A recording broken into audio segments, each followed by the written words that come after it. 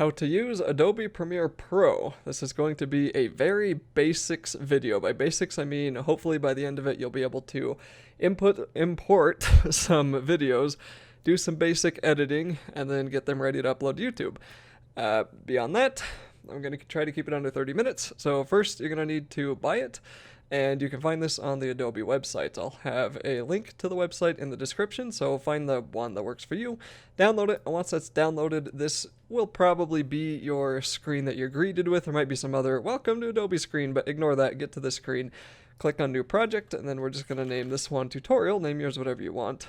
Yeah, that is spelled right. So I have another one, I'm just going to overwrite it, not a big deal. And this is Adobe. Up here, we have a lot of tabs that you can click through if you want. This is a little bit complicated. This is more for like somewhat more experienced workflow. We're going to stick on the learning tab, and we're going to do everything in this video in this tab with these panes. So the first thing we need to do before anything else can really happen is import some videos. And you're also going to want to get some useful information off of your videos. So if we come here to the video I'm going to import, we right click that raw video and then go to properties. And then if we go to details, we can see our frame width and height. So we're going to want that. Also our frame rate. That is useful information for later. So if you're unsure where to find that, you can find it there on your raw video. Adobe is actually pretty good at finding that automatically these days, but just in case it doesn't, there it is. So to import, we can come here to File and go to Import. That's Control-I, or we can just drag and drop, which is what I'm going to do. So I'm going to import an MP4, a WAV file, and also a JPEG, which should be a PNG, but I'll get to that later. And then I'm going to drag my video footage into the timeline, and this should pretty much populate some things. So we get our preview window here, and also our timeline has a video inside of it. So I'm going to highlight the video, and I'm going to drag it away from the beginning of the timeline. It just makes me feel a little bit better when we have more room to work with. And then if I push Alt and then scroll in and out with my scroll wheel, I can zoom in and zoom out on the timeline. We can zoom in pretty far, I think down to the individual like seconds. I mean, that's 49 and that's 49.2 and that's 49.25, so we're at like less than a second right there. And if you go left and right on your keyboard with the arrow keys on your keyboard, we can go frame by frame. And you can see here there's a couple of controls underneath the preview window. So right there is step forward 1 frame, so there's right and then left. Spacebar will play for you. Spatulas, Patrick's suck. And where you can zoom on out. I have absolutely no idea what I was saying right there. And then you're going to notice in my video on my timeline here, I have a work area bar. So what I'm going to do is drag this work area bar to either end of my video. And if this work area bar doesn't show up for you, you will want to enable it. I'll talk more about it a little bit later. But for now, you'll just want to enable it by right-clicking the name here and making sure that work area bar is checkmarked. So let's say I want to do some quick and dirty editing. This is currently like a 57-minute long video. If you hover over the work area bar, the gray bar here, as you see it says duration 57 minutes. Well, I want that to be about 15, so I can actually drag it down, and it says duration there's now 12, so I can move my edit line out and then drag it back over. Duration is now 15, so that's close enough for me. There are far better ways of doing this, but like I said, quick and dirty basics editing to get some of your stuff on YouTube. Now, if I guess I'll show that in its entirety. If I want to cut up my video, I can drag my edit line, which is this bar right here, if that wasn't clear before. I can drag my edit line to where I want to make the split, and then push Control-K on my keyboard. And then I can drag and move it away. So now I'm only dealing with this 15-minute section. That's all I care about. Now I do need to do one other thing. I have a WAV file. This is my actual narration file. Even though I haven't technically narrated in my raw video, I narrate separately on a completely separate video format, and it's totally separate software, and that's just because you get way more control over yourself when you can do it individually on its own than you would trying to mix this stuff together. It's best to try to get your audio correct outside of editing, but you can do a little bit of manipulation within Adobe. It's not very much, but there is some things we can do to make it a little bit better. So if we notice, this is my WAV file, and It is on audio track 3, so we can see that by coming over here. And I have all these audio tracks and video tracks highlighted. And if I need to add more audio tracks, I can just right click over here and you can do add track. So right here, video track, I can add like 10 more if I wanted to. And then with audio tracks, I could add 3. And there we go, I have a bunch. So I could also delete tracks. So if I wanted to just delete all the empty tracks, I could do that. And we'll do the same thing. That's going to shrink us down a little bit. So let's get us back to where we were. I'm going to add 2 video tracks, and I think that's the same audio tracks we had. That'll be fine. I'll add 2 more video tracks though. And it looks like I did give us another audio one. So okay, that's okay. And I'm going to zoom in here on my timeline. And if you notice, audio track 3 is where my narration file is, but audio track 2 has my other narration that I don't want anyone to hear. So I can click this M and I can mute the track. And the reason I have this second one that I mute is because I use it to sync my other recorded audio. Like I said, quick and dirty. There's way better ways of doing this, but this is one way to do it. So I can try to match up these audio waves. And there we go, that's pretty close. And then I can get rid of all that dead space at the beginning just by dragging in. And I can get rid of this dead space too. Nothing's going on there. And then we can zoom on out. And what I have going on here, if you want a little bit better explanation, is that I use Shadowplay to record my game with the game's audio and my microphone, and I tell Shadowplay to put them on 2 separate tracks. And then I use a separate software to record myself at the same time, and because I'm lazy, I don't get the audio synchronization exactly correct right from that. I get it done in editing. So like I said, it's best to try to get all this stuff done outside of editing, but if you want to do it within editing like this, it's possible. Okay. So, I still need it to be about 15 minutes, so I'm going to do that right now. I'll just make another cut, Control K. And the other thing to know about these tracks over here is the highlighted ones are the only ones I'm going to cut through. So I'm going to make a cut here, but I didn't cut through Audio 1 or Audio 3 because I didn't have them selected. If I made a mistake, I can push Control Z to undo it, and I can also just highlight and cut, and that will only cut through my highlighted objects inside of my timeline here. So again, made a bunch of mistakes, Control Z to undo it. You can come here to history and you can see all of the different changes you've made and go through them, go all the way back forward, and do that pretty frequently if you need to. Control S, do that to save often. So as I think I said earlier, if there's a window that I'm using, I may not have said this, but anyway, if there's a window that I'm using that you don't have by default, you can come up here to Window and enable it. So I don't think History or Effects are enabled by default. So you just come up here to Window, make sure that Effect Controls and Effects and History, make sure those are all enabled. Pretty much everything I have here is everything that you'll need to do what I'm doing in this video, and you can mess around with the other stuff if you want. So next, I'm going to make an edit. Let's say I want to cut out a part of a cutscene for some reason.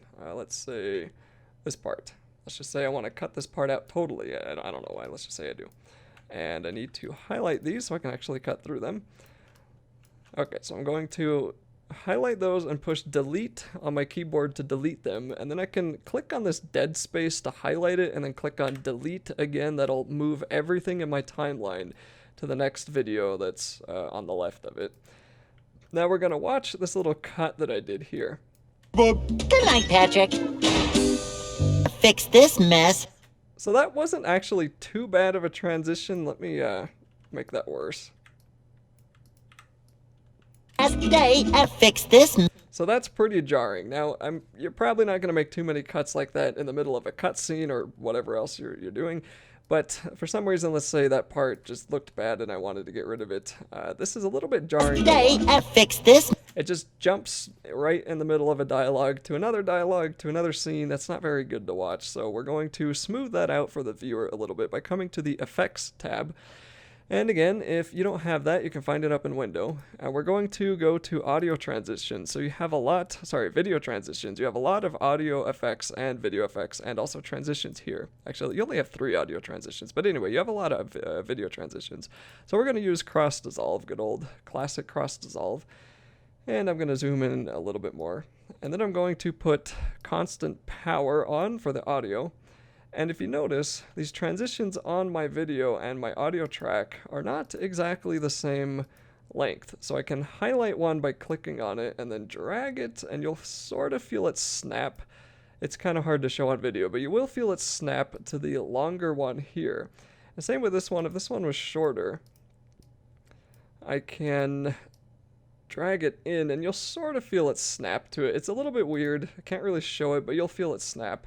So I kind of want those to be the same length. Those probably are now. And then we can watch the clip now. Last day, I fixed this mess.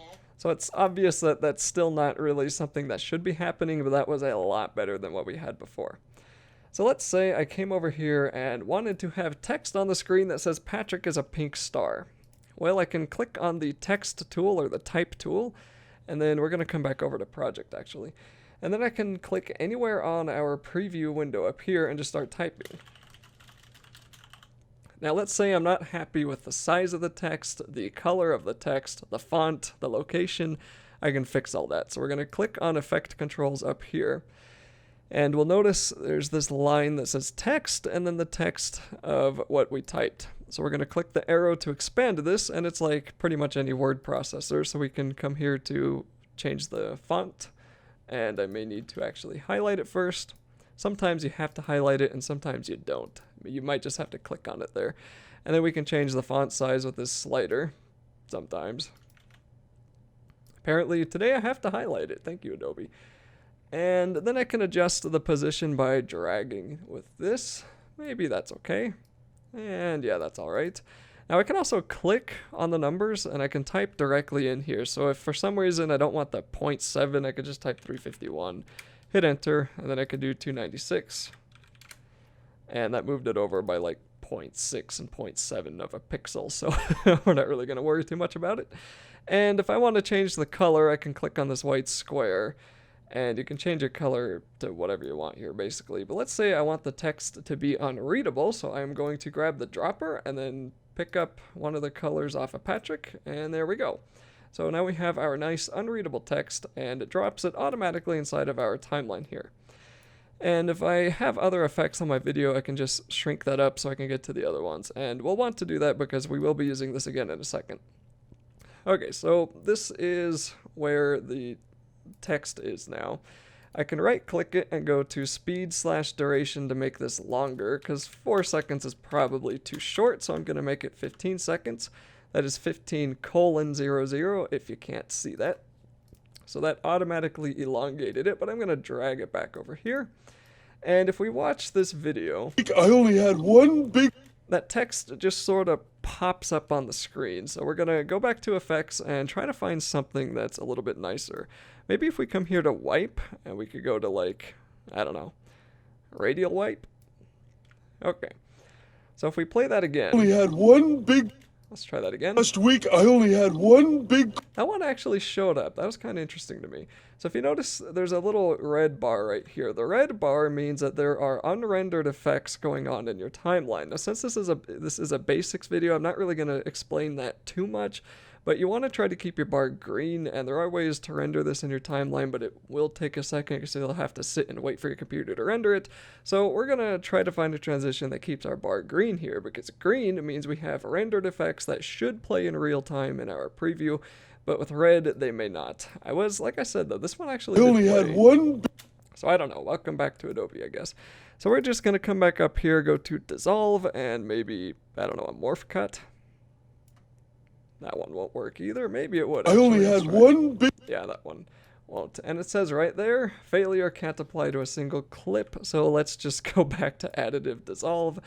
Bar is green. I only had one big... Might be yellow, I'm colorblind. And I only had one big... That was a little bit nicer for the text to show up here on screen now. I can also click on the, what is this called? Transition, and drag it like I did with the others. And I'm going to add one at the end too. So if we come to the end of the video, I proclaim that it goes away a little bit nicer. So now let's say I want to add a watermark. So this is where I have my logo. Now, unfortunately, it's a JPEG, so it's not going to be transparent, but we're going to pretend that it is transparent. Okay. And I'm still on my type tool. I can come back here to the tray, make sure we are on the selection tool.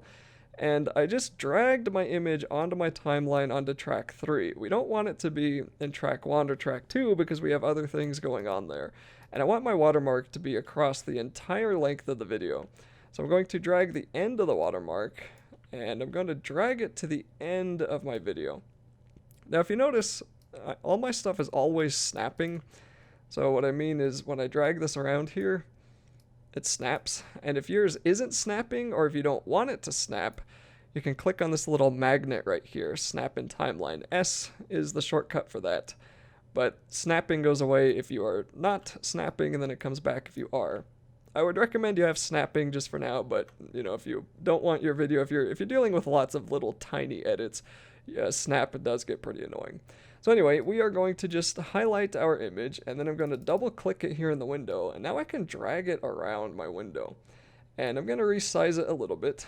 Again, it's not going to be perfect, but good enough. And if this were transparent, it'd look a little bit nicer than a white block, but it's not transparent, so you know, we'll deal with it. And I'm just going to put it in whatever corner of the video that I want. So let's say that one, that's a good one. And then I can come here to Effect Controls after I select it again. We can come here to Effect Controls, and we can adjust the opacity of this. Maybe it is a solid image and I don't want it to be. I can just make it 50. So it's a little bit more see-through now. Of course, it would look better if it was actually transparent, but like I said, we'll move past that. So now that watermark should go all the way over the length of the video. And we're almost ready because we did some basic things. We made a basic cut. We added some text. We put a watermark on here. Let's talk about audio. Sometimes your audio needs adjusting. So if I were to play a part that's rather noisy, let's say, oh, I don't know, right here? No, let's find a noisier part in game here. Let's say right here maybe. Oh, all right, let's go get that king jellyfish jelly for Squidward, who was... So that actually isn't terrible as far as audio levels go, but it's still a little bit hard to hear me. So we can come here to Audio Clip Mixer. Again, if that doesn't show up, you can click on it here. And then we're going to see our various audio tracks, so we can adjust the volume of them. Audio track 1 is where the main video is going on, so I'm going to tone that down to -15 if the thing would let me. There we go. And then I'm going to raise audio 3, which is where I'm talking. I'm going to raise that to 2, if it would let me. There we go. Remember, I have audio track 2 muted, so it doesn't matter what I set that one to. Now let's listen to that again. Oh, alright, let's go get that king jellyfish jelly for Squidward, who wishes nothing but harm on SpongeBob. That is a lot better. Now maybe it's a little bit too quiet, so I could just make it -12, and I'll say that's good enough. Okay, now we are ready to render our video. So something you should be doing frequently is Control-S, save. Adobe loves to crash, so Control-S, save, save, save. Now if you notice, the only thing I edited was this 15 minutes. I still have this other like 40 minutes of video, and we're not going to render all of this at the same time. We're only going to render this little part that we adjusted today.